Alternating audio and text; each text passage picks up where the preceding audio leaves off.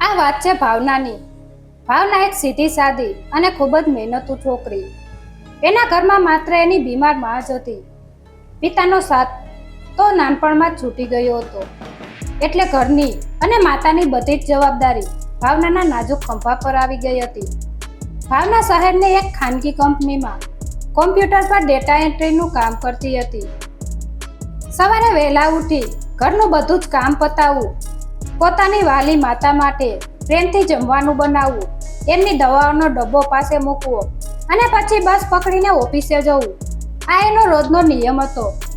તેનો પગાર બહુ વધારે નહોતો, પણ તે એટલી સમજદાર અને સંતોષી હતી કે થોડા પૈસામાં પણ હસતા મોટે ઘરનું ગુજરાન ચલાવતી. એનું જીવનમાં બસ એક જ સપનું હતું, પોતાની માતાને સારી રીતે સાચવવી અને એની બધી જ તકલીફો દૂર કરવી. રોજ તો ભાવના સાંજે 7 વાગ્યા સુધીમાં ઘરે પહોંચી જતી હતી, પણ આજનો દિવસ કંઈક અલગ જ હતો. ઓફિસમાં અચાનક કામનો બોજો વધી ગયો હતો. એના મેનેજરે કહ્યું હતું કે આજનો પ્રોજેક્ટ કોઈ પણ હિસાબે પૂરો કરવો જ પડશે. જો તે આજે રોકાઈને કામ પૂરું કરશે તો તેને ઓવરટાઈમના થોડા વધારે પૈસા મળશે. માતાની મોંઘી દવાઓ માટે આ વધારાના પૈસાની અત્યારે બહુ જ જરૂર હતી, એટલે જરાય વિચાર કર્યા વગર ભાવનાએ મોડે સુધી રોકાવાની આ પાડી દીધી. કામમાં ને કામમાં સમય ક્યાં વીતી ગયો એની ખબર જ ના પડી. જ્યારે કામ પૂરું કરીને એણે ઘડિયાળમાં જોયું ત્યારે રાતના 10:30 વાગી ગયા હતા. ઓફિસમાંથી બહાર નીકળતા જ એને અહેસાસ થયો કે આજે એ બહુ મોડી પડી ગઈ છે. શિયાળાની ગુલાબી પણ કડકડતી ઠંડીની ઋતુ હતી, એટલે રાતના સમયે રસ્તા ઉપર લોકોની ચહલપહલ સાવ ઓછી થઈ ગઈ હતી. બસ સ્ટેન્ડ પર પહોંચી ત્યારે ત્યાં કોઈ જ નહોતું. પૂછપરછ કરતાં ખબર પડી કે છેલ્લી બસ ક્યારની જતી રહી હતી. ભાવનાને હવે ખૂબ જ ચિંતા થવા લાગી. ઘરે એની બીમાર માતા જમ્યા વગર જ એની રાહ જોતી હશે, એ વિચારથી એની આંખો ભીની થઈ ગઈ. આસપાસ નજર દોડાવી પણ કોઈ ઓટો રિક્ષા પણ દેખાતી નહોતી. હવે બીજો કોઈ રસ્તો નહોતો. એને ચાલતા જ પોતાના ઘરે જવું પડે એમ હતું. એની ઓફિસથી એનું ઘર લગભગ 2-2.5 કિલોમીટર દૂર હતું. રોજ તો બસની બારીમાંથી આ રસ્તો એને બહુ સારો અને જાણીતો લાગતો, પણ આજે આ અંધારી અને સુમસાન રાતમાં એ જ રસ્તો જાણે કોઈ અજાણ્યો અને બિહામણો બની ગયો હતો. રસ્તાની બંને બાજુ જૂના અને મોટા ઝાડ હતા, જેના પડછાયા રસ્તા પર ડરામણા આકાર બનાવતા હતા. સ્ટ્રીટ લાઇટો પણ અમુક જ ચાલુ હતી અને એ પણ ખરાબ હોવાથી ઝબુક થઈ રહી હતી. ભાવનાએ પોતાના દુપટ્ટાથી પોતાને સરખી રીતે ઢાંકી, હાથમાં રહેલી બેગને છાતી સરથી ચાપી અને ઝડપથી ડગલા ભરવાનું શરૂ કર્યું. એના મનમાં સતત પોતાની માતાનો જ વિચાર ચાલતો હતો. માં કેટલી ચિંતા કરતી હશે, દરવાજે આંખો બિછાવીને બેઠી હશે. થોડી વાર થઈ હશે અને અચાનક વાતાવરણમાં એક અજીબ શાંતિ છવાઈ ગઈ. ત્યારે જ ભાવનાને એવો અહેસાસ થયો કે પાછળથી કોઈ એનો પીછો કરી રહ્યું છે. એના કાનમાં કોઈના બૂટના અવાજો સ્પષ્ટ આવવા લાગ્યા. ટક ટક ટક. ભાવનાએ ડરના માર્યા પોતાની ચાલવાની ઝડપ વધારી. પણ નવાઈની વાત એ હતી કે પાછળ આવનારા વ્યક્તિએ પણ પોતાના પગલાંની ઝડપ વધારી દીધી. ભાવનાનું ગળું સુકાવા લાગ્યું, હાથ પગ ઠંડા પડવા લાગ્યા. સવારના ન્યૂઝપેપર વાંચેલા ખરાબ સમાચારો એના મગજમાં ઘૂમવા લાગ્યા. તેણે ફોન કાઢીને કોઈને કોલ કરવાનું વિચાર્યું, પણ બેટરી સાવ પૂરી થઈ ગઈ હતી. ફોન સ્વિચ ઓફ થઈ ગયો હતો. હવે આગળ એક સાવ અંધારી અને લાંબી ગલી આવતી હતી. પાછળથી આવતા પગલાંનો અવાજ હવે એકદમ નજીક આવી ગયો હતો. એવું લાગતું હતું કે જાણે એ વ્યક્તિ ભાવનાની બરાબર પાછળ જ ઊભો છે. એના પગ જમીન સાથે જકડાઈ ગયા હોય એવું લાગ્યું. અને બરાબર એ જ વખતે પાછળથી એક ઘેરો અવાજ આવ્યો, "એ છોકરી, ઊભી રહે." આ અવાજ સાંભળીને ભાવનાના શરીરમાંથી જાણે વીજળી પસાર થઈ ગઈ. "એ છોકરી, ઊભી રહે." આ ઘેરો અને કર્કશ અવાજ સાંભળીને ભાવનાના પગ ત્યાં જ જકડાઈ ગયા. જાણે એના શરીરમાંથી કોઈએ પ્રાણ ખેંચી લીધા હોય એવો ભય તેને લાગ્યો. એનું હૃદય એટલું જોરથી ધડકી રહ્યું હતું કે જાણે હમણાં જ છાતી ફાડીને બહાર આવી જશે. ધીમે ધીમે ધ્રુજતા પગલે અને કાપતા શરીરે એણે પાછળ ફરીને જોયું. સામે એક ઊંચો, પડછંદ અને થોડો ડરામણો દેખાતો માણસ ઊભો હતો. એના કપડાં મેલા હતા અને ચહેરા પર મોટી દાઢી હતી. અંધારામાં એનો ચહેરો સ્પષ્ટ નહોતો દેખાતો, પણ એની નજર સીધી ભાવના પર જ હતી. ભાવનાની આંખોમાં આંસુ ધસી આવ્યા. એણે બે હાથ જોડીને ખૂબ જ રડમસ અવાજે કહ્યું, ભાઈ પ્લીઝ મને જવા દો. મારી પાસે બહુ પૈસા નથી. જે પણ થોડા રૂપિયા છે તે આ મારી બેગમાં છે, તમે લઈ લો, પણ મને કંઈ નુકસાન ના પહોંચાડતા. ઘરે મારી બીમારમાં મારી રાહ જુએ છે. તે માણસ એકદમ શાંત ઊભો રહ્યો. એણે કોઈ જવાબ ના આપ્યો, પણ ધીમા પગલે એ ભાવના તરફ આગળ વધ્યો. ભાવનાએ ડર ના માર્યા, પોતાની આંખો બંધ કરી દીધી અને પોતાના ભગવાનને યાદ કરવા લાગી. એને લાગ્યું કે બસ હવે એનો અંત નજીક છે. પણ અચાનક એ માણસે પોતાનો હાથ લંબાવ્યો. એના હાથમાં એક નાની પ્લાસ્ટિકની થેલી હતી. ભાવનાએ ડરતા ડરતા આંખ ખોલી. એ થેલી જોઈને એને આશ્ચર્ય થયું. આ તો એ જ થેલી હતી જેમાં એણે પોતાની માતા માટે જીવન રક્ષક દવાઓ લીધી હતી. તારી બેગની ચેન ખુલ્લી રહી ગઈ હતી દીકરી. જ્યારે તું ઝડપથી ચાલતી હતી ત્યારે આ થેલી નીચે પડી ગઈ હતી. મેં તને બૂમ પાડી, પણ તું ડરના માર્યા ઊભી જ ના રહી. એ માણસનો અવાજ હવે પહેલા જેટલો કઠોર નહોતો લાગતો. એમાં એક વડીલ જેવી માયા અને ચિંતા છલકતી હતી. ભાવનાના જીવમાં જીવ આવ્યો. એણે તરત જ પોતાની બેગ તપાસી. સાચે જ ચેન ખુલ્લી હતી. એણે ઊંડો શ્વાસ લીધો, હાશકારો અનુભવ્યો અને ધ્રુજતા હાથે દવાની થેલી પાછી લીધી. ખૂબ ખૂબ આભાર કાકા, મેં તો ખોટું જ વિચારી લીધું હતું. આ દવા મારી મા માટે બહુ જ જરૂરી છે. જો આ આજે ખોવાઈ જાત તો મને ખબર નથી કે હું ઘરે જઈને મારી માને શું જવાબ આપત. ભાવનાએ આંસુ લૂંટતા કહ્યું, કોઈ વાંધો નહીં દીકરી, પણ આટલી મોડી રાત્રે તું સાવ એકલી કેમ જઈ રહી છે? આ રસ્તો રાતના સમયે દીકરીઓ માટે બિલકુલ સુરક્ષિત નથી, પેલા માણસે પૂછ્યું. ભાવનાએ પોતાની ઓફિસમાં મોડું થવાનું અને બસ ચૂકી જવાનું સાચું કારણ જણાવ્યું. તે માણસે થોડીવાર વિચાર્યું અને કહ્યું, મારું નામ રામજી છે. હું અહીં પાસે જ એક ફેક્ટરીમાં સિક્યોરિટી ગાર્ડ તરીકે નોકરી કરું છું. આગળનો રસ્તો બહુ જ અવાવરું અને સુમસાન છે. ત્યાં અસામાજિક તત્વોનો ત્રાસ પણ વધારે છે. તું કહે તો હું તને તારા ઘર સુધી મૂકી જાઉં. ભાવના ફરીથી મૂંઝવણમાં મુકાઈ ગઈ. એક તરફ આ માણસે એની દવાની થેલી પાછી આપીને એની મદદ કરી હતી, તો બીજી તરફ આ અજાણ્યા માણસ પર રાતના અંધારામાં સંપૂર્ણ વિશ્વાસ કરવો કેટલો યોગ્ય છે? પણ એની પાસે બીજો કોઈ રસ્તો પણ નહોતો. જી કાકા, મારું ઘર અહીંથી થોડે જ દૂર છે. ભાવનાએ થોડી હિંમત ભેગી કરીને કહ્યું. બંને આગળ ચાલવા લાગ્યા. રસ્તામાં થોડી શાંતિ હતી. ભાવનાને હવે પહેલા જેટલો ડર નહોતો લાગતો. રામજી કાકા એનાથી થોડા અંતરે પૂરી મર્યાદા જાળવીને ચાલી રહ્યા હતા. પણ આ શાંતિ બહુ લાંબો સમય ટકી નહીં. તેઓ ગલીના એક અંધારા વળાંક પર પહોંચ્યા જ હતા કે સામેથી 4 યુવાનોનું એક ટોળું આવતું દેખાયું. એમના અવાજ અને ચાલવા પરથી સ્પષ્ટ લાગતું હતું કે તેઓ પૂરેપૂરા નશામાં ધૂત છે અને તેઓ જોર જોરથી ગીતો ગાઈ રહ્યા હતા. ભાવનાના પગ ફરીથી થંભી ગયા. એનું હૃદય પાછું જોરથી ધડકવા લાગ્યું. એ ટોળાએ ભાવના અને રામજી કાકાને જોયા અને એમની ચાલવાની દિશા સીધી ભાવના તરફ બદલાઈ ગઈ. એમાંથી એક જણે સીટી મારી. નશામાં ધૂત એ 4 માણસો ધીમે ધીમે ભાવના અને રામજી કાકાની તરફ આગળ વધી રહ્યા હતા. એમની લાલચુ નજરો સીધી ભાવના પર જ મંડાયેલી હતી. રાતના એ સન્નાટામાં એમનું હસવું કોઈ ડરામણા સ્વપ્નથી કમ નહોતું. ભાવના તો ડરના માર્યા રામજી કાકાની પાછળ સંતાઈ ગઈ. એના હાથ પગ ધ્રુજતા હતા અને આંખોમાંથી ચોધાર આંસુ વહી રહ્યા હતા. મનમાં સતત એક જ પ્રાર્થના ચાલતી હતી, હે ભગવાન, બસ આજે કોઈ પણ ભોગે બચાવી લેજો. મારી બીમાર માનું મારા સિવાય આ દુનિયામાં કોઈ નથી.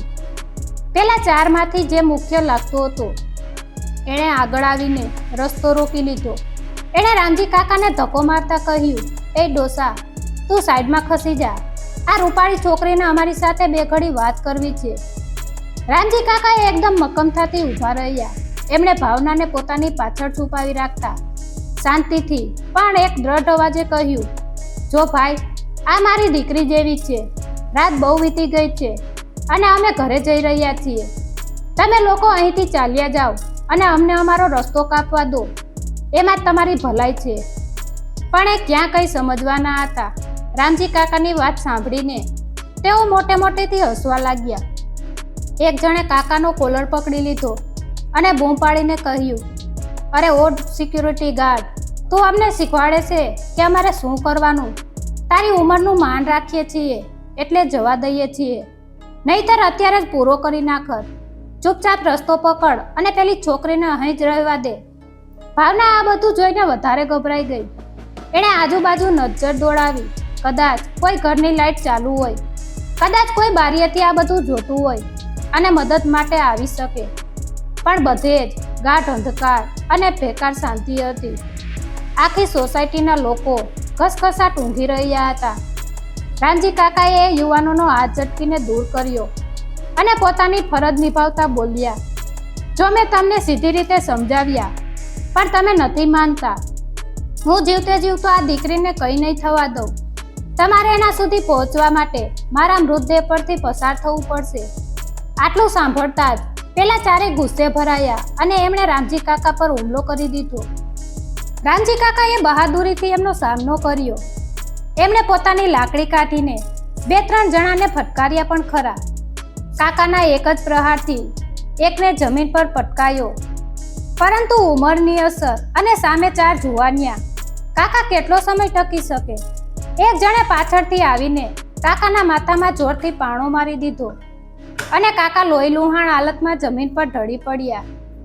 કાકા ભાવનાના મોઢામાંથી એક મોટી ચીસ નીકળી ગઈ. તે રડતી રડતી કાકાની પાસે દોડી ગઈ. કાકાના માથામાંથી લોહી વહી રહ્યું હતું. હવે રસ્તામાં ભાવના અને એ 4 માણસો સિવાય કોઈ જ નહોતું. પેલા માણસોમાંથી એક ક્રૂરતાથી હસતા હસતા ભાવનાનો હાથ પકડી લીધો. ભાવનાએ પોતાને છોડાવવા માટે પૂરી તાકાત લગાવી દીધી. જોર જોરથી બૂમાબૂમ કરી, બચાવો, કોઈ તો બચાવો મને. પણ એની તાકાત એ માણસ સામે સાવ ઓછી હતી. જાણે બધું જ ખતમ થઈ ગયું હોય અને આજે એની આબરૂ નહીં બચે એવું એને લાગ્યું. ભાવનાની આંખો સામે અંધારા છવાવા લાગ્યા. એની બધી જ હિંમત તૂટી ગઈ. પણ બરાબર એ જ સેકન્ડે અચાનક એક આંખો આંજી નાખે એવો તેજસ્વી પ્રકાશ એમના પર પડ્યો અને સાથે જ કાન ફાડી નાખે એવો પોલીસની સાયરનનો અવાજ ગુંજી ઉઠ્યો. પોલીસની સાયરનની એ તીવ્ર અવાજથી આખી અવાવરું ગલી ગુંજી ઉઠી. અચાનક પડેલા એ આંખો આંજી દે તેવા તેજસ્વી પ્રકારથી પેલા 4 માણસો એકતાઈ ગયા. ભાવનાનો હાથ પકડીને ઉભેલો પેલો માણસ પણ ડરના માર્યા પાછળ ખસી ગયો અને એણે ભાવનાનો હાથ છોડી દીધો. આ પ્રકાશ એક પોલીસ જીપની મોટી હેડલાઇટનો હતો, જે રાતના સમયે આ વિસ્તારમાં નિયમિત પેટ્રોલિંગ કરવા માટે નીકળી હતી. ભાવનાની બચાવો બચાવોની બૂમો સાંભળીને પોલીસની ગાડીએ પોતાનો રસ્તો બદલ્યો હતો અને એ તરફ જ વળી હતી. જીપમાંથી તરત જ 3-4 અટ્ટાકટ્ટા પોલીસ કર્મીઓ અને એક મહિલા ઇન્સ્પેક્ટર ઝડપથી નીચે ઉતર્યા.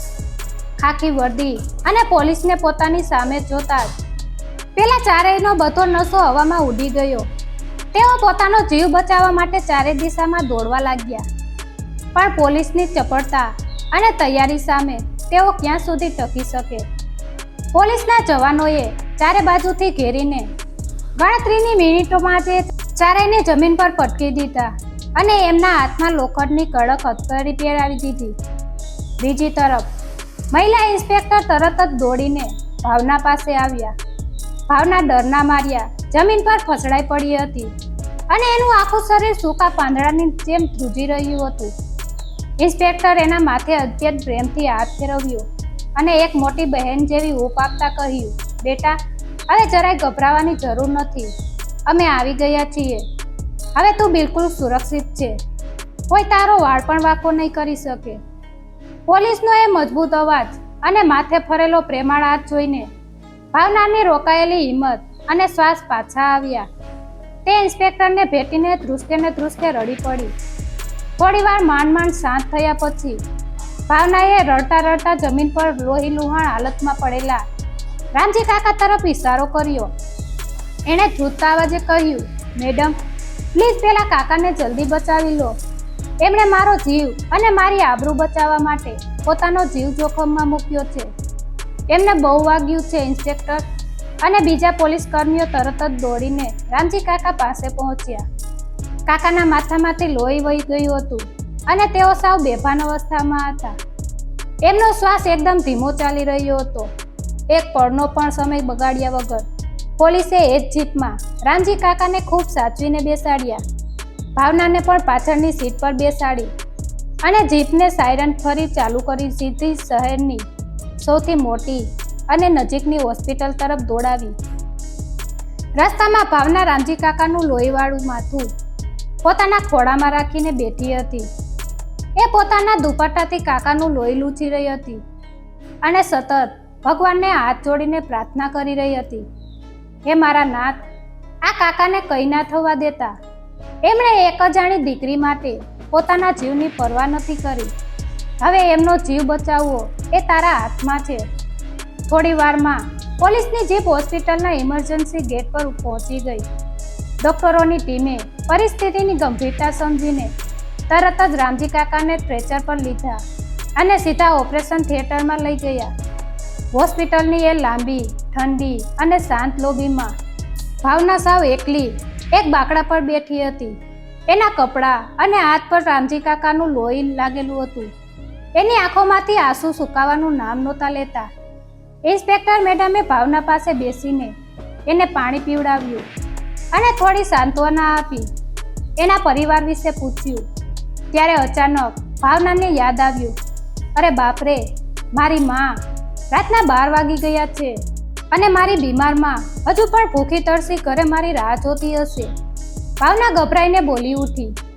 એણે મેડમને પોતાની બીમાર માતા અને દવાઓ વિશે બધી વાત કરી અને કહ્યું કે જો તે સમયસર ઘરે નહીં પહોંચે તો એની માતા ચિંતાથી અડધી થઈ જશે. ઇન્સ્પેક્ટર મેડમે ભાવનાની બધી જ વાત ખૂબ શાંતિથી સાંભળી. એક દીકરીની પોતાની બીમારમાં પ્રત્યેની આટલી ચિંતા જોઈને મેડમનું હૃદય પણ ભરાઈ આવ્યું. એમણે તરત જ પોતાની પાસે ઊભેલા એક હવલદાર અને એક મહિલા કોન્સ્ટેબલને સૂચના આપી, તમે લોકો પોલીસની જીપમાં આ દીકરીને સહી સલામત એના ઘરે મૂકી આવો. એની બીમાર માતા ક્યારની રાહ જોઈ રહી હશે. પછી મેડમે ભાવનાના ખંભે ખૂબ પ્રેમથી હાથ મૂકીને કહ્યું, તું જરાય ચિંતા કર્યા વગર ઘરે જા બેટા. હું અહીં હોસ્પિટલમાં જ છું. રામજી કાકાની બધી જ સારવારનો ખર્ચ અને દેખરેખ પોલીસ વિભાગ કરશે. તું જઈને તારી માને દવા આપી દે અને શાંતિથી આરામ કર. પોલીસની ગાડીમાં બેસીને ભાવના પોતાના ઘર તરફ જવા નીકળી. રસ્તામાં એનું શરીર ભલે ગાડીમાં હતું, પણ એનું મન અને જીવ હોસ્પિટલના એ ઓપરેશન થિયેટરના બંધ દરવાજા પાછળ જ અટકેલું હતું. થોડી જ વારમાં ગાડી ભાવનાના ઘરની બહાર આવીને ઊભી રહી. ભાવનાએ પોલીસવાળા ભાઈ બહેનનો આભાર માન્યો અને ઝડપથી દોડીને ઘરના દરવાજે પહોંચી. દરવાજો અંદરથી બંધ હતો. એણે ધીમેથી દરવાજો ખખડાવ્યો. માં, દરવાજો ખોલ, હું આવી ગઈ છું. અંદરથી લાકડીના ટેકે ચાલવાનો ધીમો અવાજ આવ્યો. દરવાજો ખુલ્યો અને સામે એની વૃદ્ધ અને બીમાર માતા ઊભી હતી. માતાની આંખો રડી રડીને એકદમ લાલ થઈ ગઈ હતી. પોતાની વહાલી દીકરીને હેમખેમ જોઈને માતાના જીવમાં જીવ આવ્યો. એણે ભાવનાને તરત જ ગળે લગાવી દીધી અને ધ્રુસકે રડવા લાગી. બેટા, ક્યાં હતી તું આટલી મોડી રાત સુધી? મારો જીવ અડધો થઈ ગયો હતો. મને તો જાતના ખરાબ વિચારો આવતા હતા. હું તો ભગવાનને પ્રાર્થના કરતી હતી કે મારી દીકરીને કંઈ ન થવા દેતા. ભાવનાએ પોતાની માને શાંત પાડી, એમના આંસુ લૂછ્યા અને એમને ઘરમાં અંદર લઈ ગઈ. એણે માને પાણી પીવડાવ્યું અને પછી રડતા રડતા એ કાળી રાતની આખી ભયાનક ઘટના સંભળાવી. ઓફિસમાં મોડું થવું, રસ્તામાં ડર લાગવો, રામજી કાકાનું મળવું, પેલો હુમલો અને છેલ્લે ભગવાને મોકલેલી પોલીસની મદદ. આ બધું જ સાંભળીને માતાના હાથ આપોઆપ ભગવાનની મૂર્તિ સામે જોડાઈ ગયા. હે પ્રભુ, તે આજે મારી દીકરીની લાજ રાખી દીધી અને એ રામજીભાઈનો તો હું આખી જિંદગી ઉપકાર નહીં ભૂલું. એ માણસ નહીં પણ સાક્ષાત ભગવાન બનીને આવ્યા. ભાવનાએ પોતાની બેગમાંથી પેલી દવાની થેલી કાઢી અને માને સમયસર દવા આપી. પછી રસોડામાં જઈને થોડું જમવાનું ગરમ કર્યું અને પોતાના હાથેથી માને જમાડ્યું. માને પથારીમાં સુવડાવીને ભાવના પણ બાજુમાં સૂઈ ગઈ. પણ એની આંખમાં જરાય ઊંઘ નહોતી. એના કાનમાં હજુ પણ પેલા માણસોના અવાજ અને રામજી કાકાના માથામાં વાગેલા એ પથ્થરનો અવાજ ગૂંજી રહ્યો હતો. એ સતત કાકાના સારા સ્વાસ્થ્ય માટે પ્રાર્થના કરતી હતી. રાત માંડ માંડ પસાર થઈ. સવારનો સૂરજ ઉગતા જ ભાવનાએ હોસ્પિટલ જવા માટે તૈયારી કરી. એણે માને બધી વાત સમજાવી અને ઝડપથી બસ પકડીને સીધી હોસ્પિટલ પહોંચી. હોસ્પિટલના પગથિયા ચડતા જ એના હૃદયના ધબકારા તેજ થઈ ગયા હતા. એ સીધી આઈસીયુ વોર્ડ તરફ દોડી. ત્યાં બહાર પેલા ઇન્સ્પેક્ટર મેડમ ઊભા હતા, પણ મેડમનો ચહેરો આજે ખૂબ ગંભીર અને ઉદાસ લાગી રહ્યો હતો. ભાવનાના પગ ત્યાં જ થંભી ગયા. એના ગળામાં ડૂમો ભરાઈ આવ્યો. મેડમ, કાકા કેમ છે હવે? ઓપરેશન કેવું રહ્યું? તેમને ભાન તો આવી ગયું ને? ભાવનાએ કાપતા અવાજે એકસાથે અનેક સવાલો પૂછી લીધા. ઇન્સ્પેક્ટર મેડમે એક ઊંડો શ્વાસ લીધો અને નીચે જમીન તરફ જોઈ ગયા. એમની આંખોમાં પણ આજે થોડી ભીનાશ હતી. એમણે ધીમેથી પોતાનો હાથ ભાવનાના માથા પર મૂક્યો. ઇન્સ્પેક્ટર મેડમનો ગંભીર ચહેરો જોઈને ભાવનાના પગ નીચેથી જમીન સરકી ગઈ. એને લાગ્યું કે જાણે હવે બધું ખતમ થઈ ગયું. એની આંખોમાંથી આંસુ છલકાવાના જ હતા.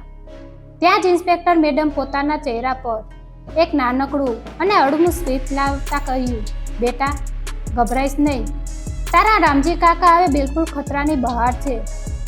આ અમૃત સમાન શબ્દો સાંભળતા જ ભાવનાના જીવમાં જીવ આવ્યો. એણે બંને હાથ જોડીને આકાશ તરફ જોઈને ભગવાનનો અને ત્યાર પછી પોલીસ મેડમનો ખૂબ ખૂબ આભાર માન્યો. મેડમે આગળ વિસ્તારથી કહ્યું, ડૉક્ટર કહી રહ્યા હતા કે કાકાના માથામાંથી લોહી ઘણું વહી ગયું હતું. રાત્રે એમની હાલત બહુ જ નાજુક હતી, પણ કાકાની હિંમત અને તારી સાચા દિલની પ્રાર્થનાઓએ કમાલ કરી દીધી છે. આજે સવારે જ એમને પૂરેપૂરું ભાન આવી ગયું છે અને અત્યારે તેઓ સતત તારી જ પૂછપરછ કરી રહ્યા છે. ભાવનાથી હવે એક પળ પણ બહાર રહેવાયું નહીં. એ તરત જ દોડીને આઈસીયુ વોર્ડની અંદર ગઈ. વોર્ડમાં દવાની એક અજીબ ગંધ આવી રહી હતી અને મશીનોનો ધીમો અવાજ ચાલુ હતો. સામે એક સફેદ પથારી પર રામજી કાકા સૂતા હતા. એમના માથા પર મોટો પાટો બાંધેલો હતો અને હાથમાં ગ્લુકોઝના બાટલા ચડી રહ્યા હતા. કાકા સાવ અશક્ય દેખાતા હતા. ભાવના સીધી કાકાની પથારી પાસે ગઈ અને ધ્રુસકે ને ધ્રુસકે રડી પડી.